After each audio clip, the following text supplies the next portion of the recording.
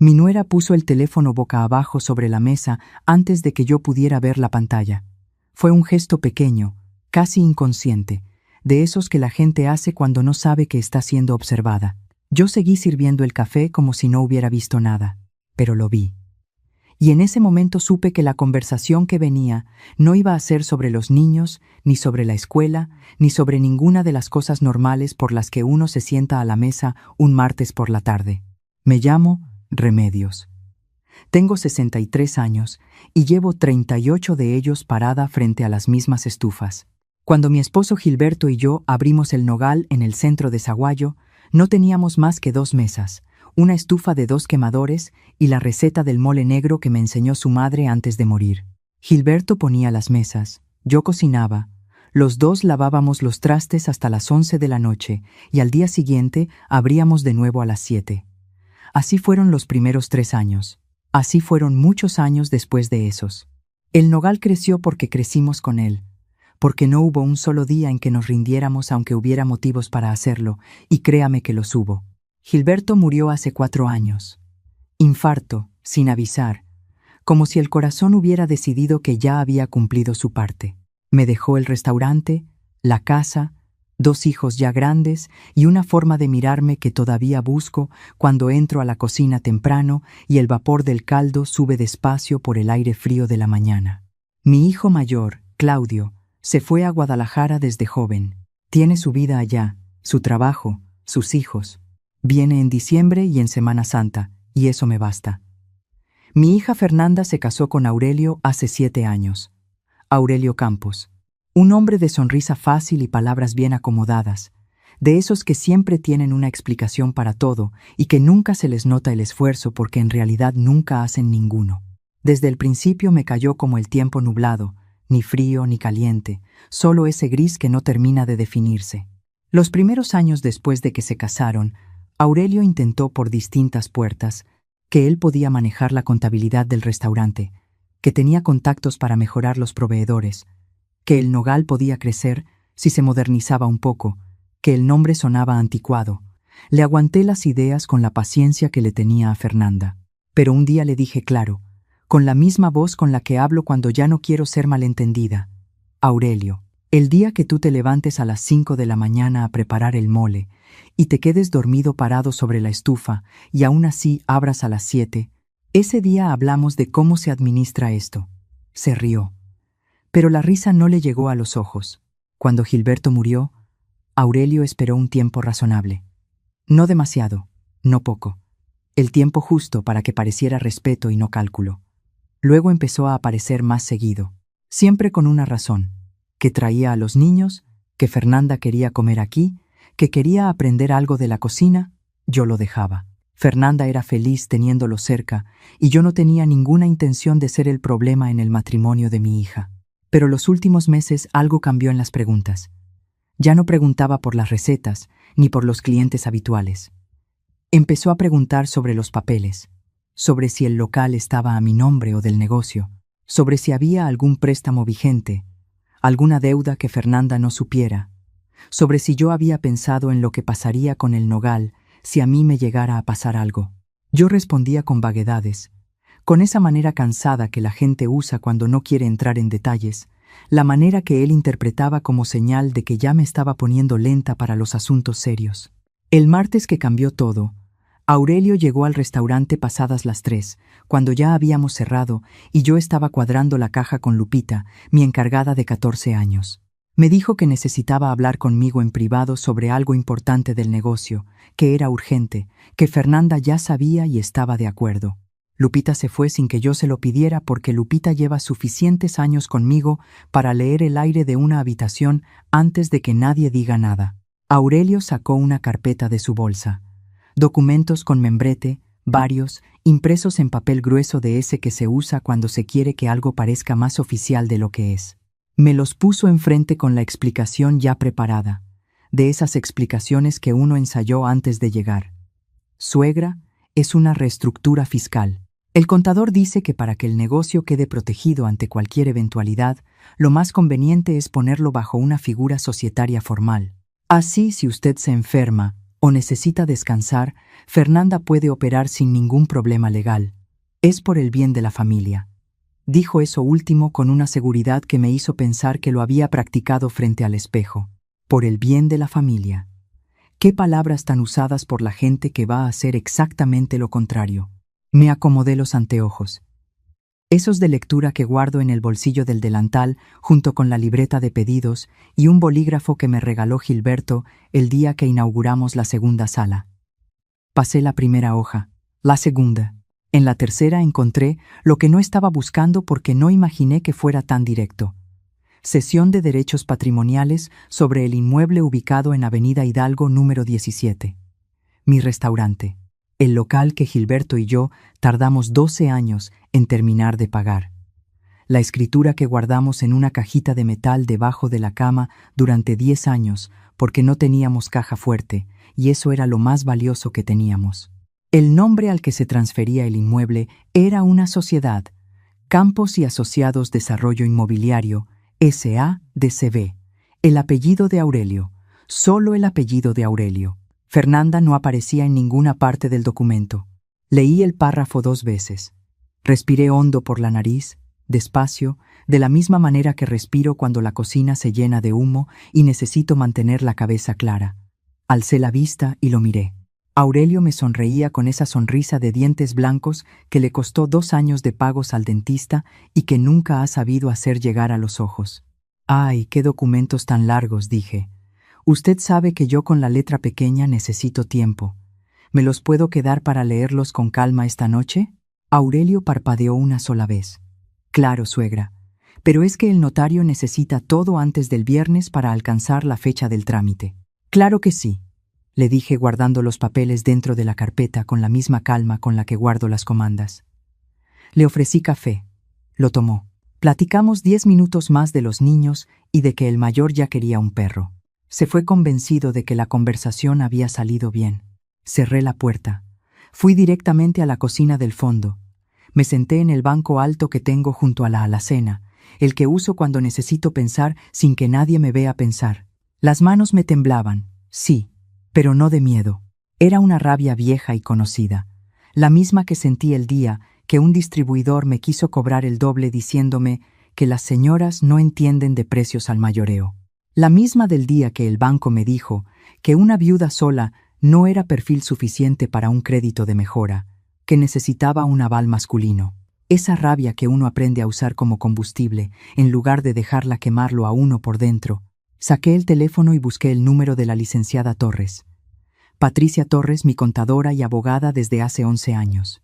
Una mujer de cabello corto y mirada directa, que se sabe de memoria cada factura, cada contrato y cada papel que tiene que ver con el nogal.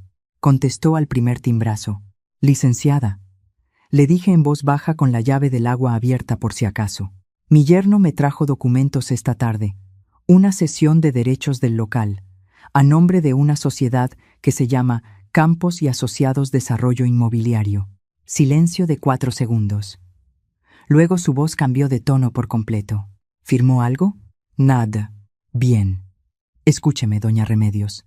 No firme absolutamente nada. Dígale lo que quiera, que los leyó y tiene preguntas, que le duele la cabeza, que el bolígrafo se le terminó la tinta, cualquier cosa. Pero su nombre no toca esos papeles. ¿Me entiende?» «La entiendo. Hay algo que usted tiene que saber. Hace un mes me llegó un correo de una notaría de Guadalajara preguntando por el historial registral del inmueble de El Nogal. No respondí porque el expediente es confidencial y no tengo relación con esa notaría, pero eso no me gustó nada. Mañana a las 8 la espero en mi oficina con esos documentos». Colgué. Cerré la llave del agua. Me quedé un momento parada frente al espejo pequeño que tengo colgado junto a la alacena, ese que uso para revisar si traigo algo en la cara antes de salir a los comensales. Vi a una mujer de 63 años con el cabello blanco recogido y las manos manchadas de chile colorado. Vi a Remedios, la que enterró a su suegra y a su madre y a su marido y abrió el restaurante al día siguiente cada vez, porque el trabajo es la única respuesta que conoce ante el dolor. Y pensé, Aurelio cometió el mismo error que cometen todos los que me miran las arrugas y creen que significan rendición. Me acomodé el delantal. Salí de la cocina. Esa noche, Después de que Lupita se fue y cerré el restaurante, extendí los papeles sobre la mesa grande del fondo y los leí 3 veces completos con los anteojos de aumento. La Sociedad Campos y Asociados Desarrollo Inmobiliario tenía apenas 5 meses de constituida. 5 meses. Aurelio había estado registrando esa empresa mientras comía en mi mesa los domingos y me decía suegra con esa sonrisa ensayada. Llamé a mi comadre Graciela Montoya, 40 años de amistad y la memoria más precisa de Saguayo.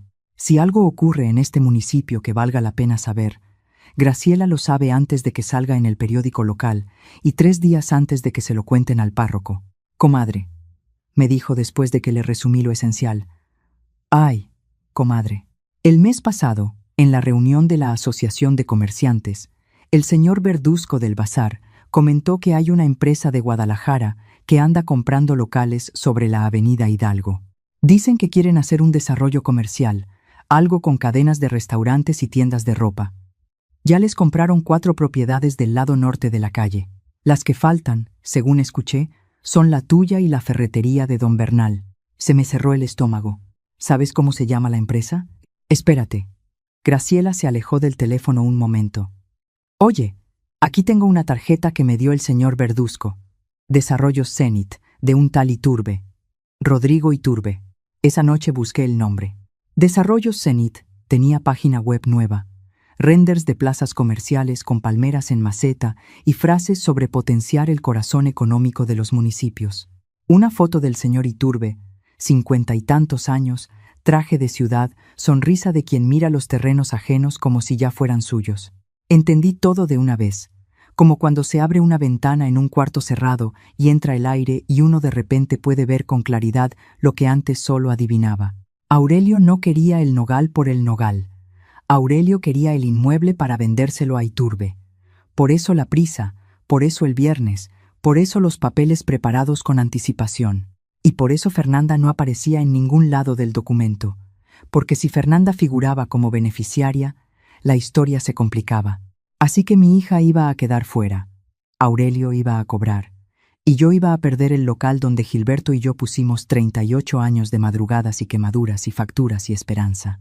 Me levanté, fui a la cocina y calenté lo que había sobrado del caldo de esa tarde. Mis manos estaban quietas. El coraje ya se había asentado en el fondo, como el sedimento cuando el agua deja de moverse, y lo que quedaba era claridad pura. Saqué mi libreta de la cajita de la alacena, la misma donde anoto los pedidos de banquetes, y en una hoja nueva escribí en letras grandes todo lo que tenía y todo lo que necesitaba.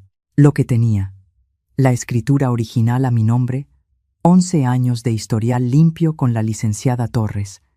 Tiempo suficiente porque Aurelio todavía creía que yo estaba considerando firmar.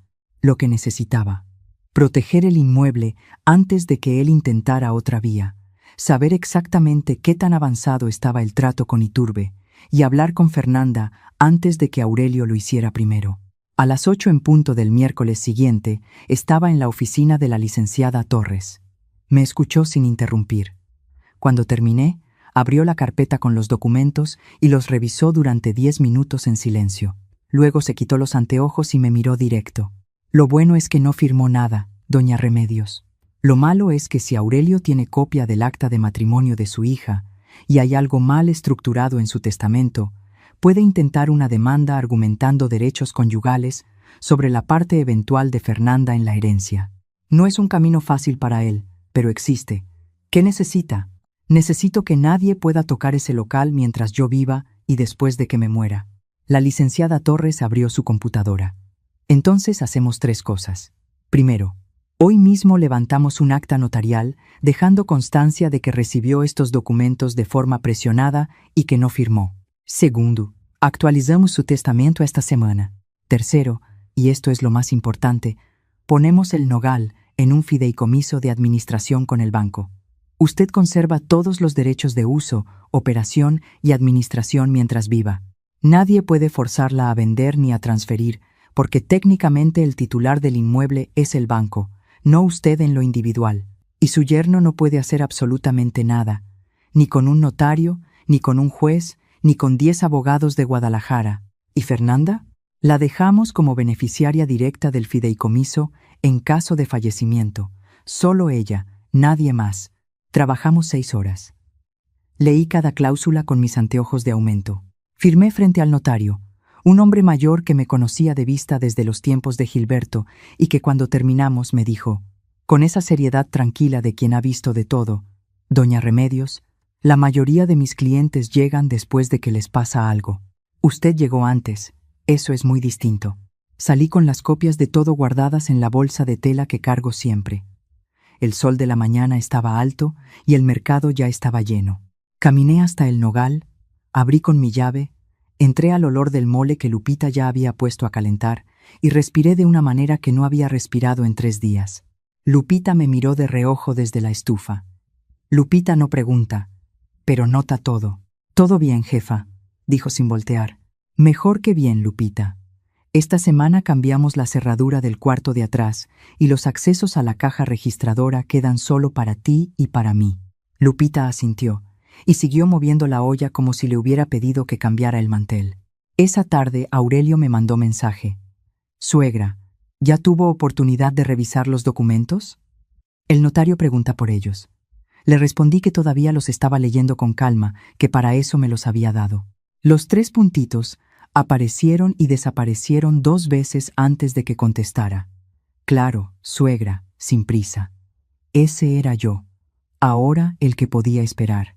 Fernanda me llamó esa misma noche. Su voz tenía esa tensión controlada que conozco desde que era niña.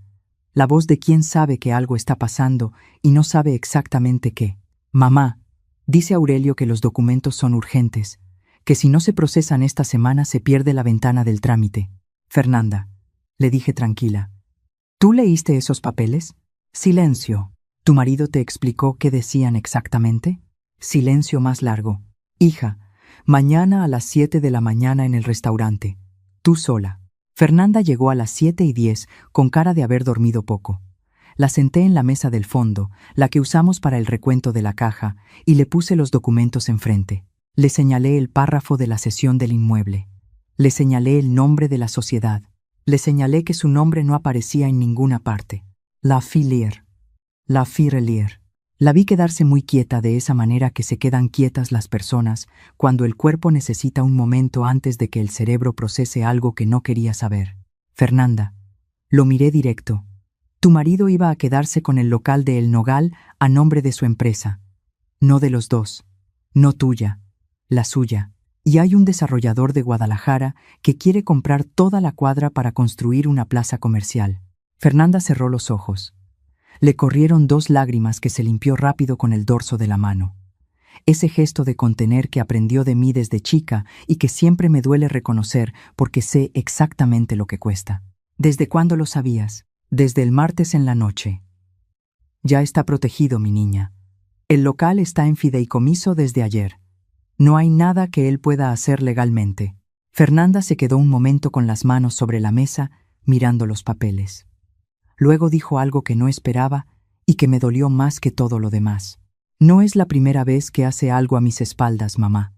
Hace como 3 años, abrió una línea de crédito usando nuestra casa como garantía sin decirme. Cuando me enteré me dijo que era para un negocio que iba a salir bien. El negocio no salió. La deuda sí. Nunca te dije porque no quería que te preocuparas. Puse mi mano sobre la de ella y no dije nada por un momento. El olor a mole llenaba la cocina. Afuera Sahuayo empezaba a despertar como despierta todos los días, sin importar lo que pase dentro de las casas. ¿Qué quieres hacer, hija? No sé todavía. Pero no quiero que te quiten lo que tú y papá construyeron. Lo de El Nogal ya está resuelto. Ahora lo que importa es lo tuyo. Le serví un café. Le calenté una pieza de pan dulce del día anterior. Nos quedamos sentadas un rato en ese silencio, que no necesita llenarse con palabras. 4 días después, Aurelio apareció en el restaurante, sin carpeta esta vez, con cara de hombre que ya sospecha que algo salió mal, pero todavía está calculando cuánto. Me encontró en el mostrador organizando los servilleteros para el servicio del mediodía. Suegra, necesito que me devuelva los papeles. El notario ya está preguntando. ¿Qué notario? Parpadeó. El que lleva el trámite societario. Ah, dije sin dejar de acomodar los servilleteros. ¿El mismo que trabaja para Campos y Asociados Desarrollo Inmobiliario? ¿O el que está coordinando la venta con el señor Iturbe de Desarrollo Zenit? El color se le fue de la cara de una manera que no supo disimular a tiempo. Primero la sorpresa, luego el intento de recomponerse, luego el cálculo rápido de cuánto sabía yo y desde cuándo. «No sé de qué me habla», dijo, y su voz ya no tenía el tono amable del yerno considerado. Tenía el tono plano de alguien que ve cerrarse cada puerta. Me limpié las manos en el delantal y lo miré de frente. Sin la sonrisa de suegra, sin el tono de señora mayor a quien se le va el hilo. Con la misma mirada con la que negocié hace 15 años con un proveedor que me quería cobrar en dólares cuando el contrato decía pesos. «Aurelio, el nogal está en fideicomiso desde hace 4 días. Si llevas esos papeles a cualquier notaría de este estado o del siguiente, el banco te va a decir exactamente lo mismo que yo. No hay nada que hacer aquí. Usted no puede haber hecho eso sin consultarme. Tengo derechos por ser esposo de Fernanda. Tienes los derechos que la ley te reconoce sobre los bienes de Fernanda. Este local nunca fue de Fernanda, Aurelio. Siempre fue de Gilberto y mío. Lo compramos, lo pagamos, lo registramos a nuestro nombre. Fernanda nunca tuvo una participación legal porque así lo decidimos en su momento. Y gracias a Dios que así fue». Aurelio me miró con una expresión que no supo acomodar. Un segundo de algo parecido a la rabia antes de que volviera a ponerse la cara de persona razonable. «Esto no está bien, suegra. Voy a hablar con un abogado. La licenciada Torres tiene su número. Está disponible de lunes a viernes. Ella tiene todos los documentos». Aurelio se fue sin despedirse, sin el café que le ofrecí y que ya no quise ofrecerle. Lo que vino después fue más callado de lo que esperé. Pensé que volvería con alguien, con el señor Iturbe, con algún papel nuevo, con algún argumento que yo no hubiera considerado. Pero no volvió. Graciela me contó 2 semanas después que Desarrollo Zenit había comprado otros 2 locales en la calle paralela y que el proyecto avanzaba sin necesitar el mío. El negocio de Aurelio con ellos se cayó cuando el inmueble dejó de estar disponible. Lo más difícil vino por otro lado. Fernanda me llamó un jueves en la noche. «Mamá». Su voz era firme pero tenía debajo esa vibración del vidrio justo antes de quebrarse. Le pedí a Aurelio que se fuera de la casa. No fue solo por lo del local, fue que cuando le pregunté directo, me mintió a la cara 4 veces seguidas. Y en algún momento me di cuenta de que llevaba mucho tiempo mintiéndome sobre muchas cosas. Que si uno revisa hacia atrás, hay demasiadas decisiones que tomó solo, demasiados movimientos que no me explicó, demasiadas cosas que yo fui aceptando, porque quería creer que tenía una razón que simplemente no me había contado todavía. No le dije que había hecho bien ni que había hecho mal. Le pregunté si necesitaba algo. Me dijo que por lo pronto solo necesitaba tener las manos ocupadas, que quería venir unos días al restaurante. Le dije que a las 6 de la mañana la esperaba. Llegó puntual el lunes con los ojos hinchados y el cabello recogido y las mangas ya subidas. Lupita la puso a preparar la salsa sin decirle nada, con la paciencia natural de quien sabe que el trabajo es la mejor compañía para el dolor. Yo la miraba de vez en cuando desde la otra estufa y pensaba en Gilberto, en cómo le hubiera gustado ver a su niña parada en esta cocina, aprendiendo que las cosas que duran tienen el olor del trabajo temprano. El pueblo habló, como habla siempre, que yo había corrido al yerno, que la hija se había separado por culpa de la mamá metiche, que el nogal iba a quebrar porque la señora ya estaba grande para llevarlo sola. Me llegaban los comentarios por distintos caminos y yo los dejaba pasar como pasan los camiones ruidosos por la calle, hacen ruido pero no derrumban nada. Un día en la carnicería me encontré a la señora Ríos, que tiene el don de decir lo más inoportuno con la cara más dulce del mundo. «Ay, doña Remedios, ¿es verdad que su yerno le andaba queriendo quitar el restaurante? ¡Qué cosa tan fea! ¿Y su hija no lo defendió a él?». La miré un momento con calma. «Señora Ríos, le voy a contar algo. Cuando una mujer lleva casi 40 años construyendo algo, aprende muy bien a distinguir entre la gente que viene a ayudar a construir y la gente que viene a ver qué puede llevarse. Mi yerno venía a lo segundo. Mi hija eligió quedarse en lo primero. Y yo anoche dormí muy bien». Le sonreí. «¿Cómo sigue lo de la presión, señora? Recuerde que el médico le dijo que el estrés no le hace bien. Que tenga buen día». Escuché a alguien detrás de mí, aguantando la risa. El señor Iturbe hizo su visita un martes por la tarde, cerca del cierre. Entró como entra la gente que viene a negociar sin decir que viene a negociar, mirando despacio, con esa sonrisa de quien está evaluando cada detalle. Pidió una orden de enchiladas y un agua de Jamaica. Se las serví. Las comió. Dejó el plato limpio. Luego, mientras pagaba, dijo como de paso: «Qué buen sazón, señora. Esto no se aprende en ninguna escuela». «¿Cuántos años lleva aquí?» 38. Sonrió. ¿Y nunca ha pensado en descansar? A su edad, uno ya se ganó el derecho a tomárselo con calma. Lo miré con la misma calma con la que miro el aceite antes de saber si ya está listo para freír. Señor, a esta edad uno ya aprendió que los que sugieren que descansemos generalmente quieren ocupar el espacio que dejamos. Las enchiladas estaban a su gusto, ¿verdad? El mole negro tarda 2 días en hacerse. Viene de una receta que ya tiene más de 50 años. Hay cosas así que no se reemplazan tan fácil. Iturbe me miró un segundo. Recogió su cambio. Se fue sin decir nada más. No volvió.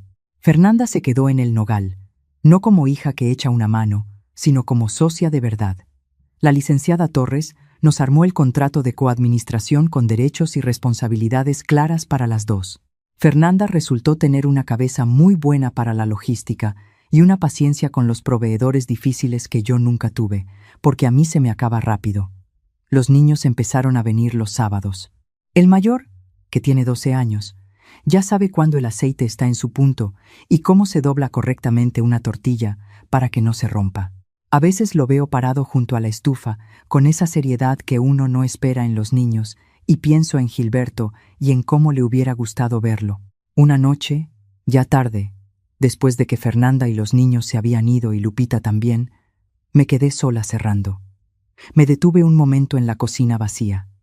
Puse la mano sobre la estufa apagada, esa tibieza que se queda horas después del fuego, como si el calor no quisiera irse del todo. 38 años de este calor. 38 años de levantarme antes que el sol y acostarme después de que el barrio se queda callado. Las manos con las marcas del trabajo, el olor a chile y comino que ya no noto porque soy parte de él. Aurelio pensó que porque tengo el cabello blanco y cargo delantal, ya estoy lista para que alguien más decida por mí. Iturbe pensó que una señora mayor con un comedor de toda la vida era la pieza más fácil de su tablero. Los dos cometieron el mismo error. Creyeron que los años me habían desgastado cuando en realidad me habían enseñado. Que las arrugas son debilidad cuando son el registro de todo lo que ya enfrenté y no me derribó. Apagué las luces una por una. Cerré la puerta con mi llave, la misma que Gilberto me puso en la mano el día que inauguramos y que desde entonces no ha salido de mi bolsillo. El metal frío y familiar como un apretón de mano que uno conoce de memoria. Caminé hacia mi coche bajo el cielo de zaguayo. La avenida Hidalgo estaba quieta. Solo el ruido lejano de algún televisor y el olor a tierra que sube cuando la noche se enfría. El letrero de El Nogal quedó detrás de mí, pintado a mano en verde y blanco, un poco deslavado por los años pero todavía en su lugar. Como siempre había estado. Como iba a seguir estando. Subí al coche. Antes de arrancar saqué el teléfono y le mandé mensaje a la licenciada Torres. Todo en orden. Gracias por todo, contestó en menos de un minuto con un corazón. Con eso me bastó. Hay gente que cree que a cierta edad una ya no tiene nada importante que proteger, que lo que valía la pena ya pasó, que la historia de una ya está escrita y lo que queda es esperar. Lo que no entienden es que a esta edad una ya sabe exactamente qué vale la pena defender y exactamente cómo hacerlo, sin gritar, sin rogar, sin pedirle a nadie que le crea a una. Solo con la cabeza fría, los papeles en orden y el mole puesto a calentar desde temprano, que los que vienen a quitarle a una lo que es suyo, nunca se imaginan que la señora del delantal ya terminó de blindarlo todo antes de que ellos llegaran a sentarse a la mesa.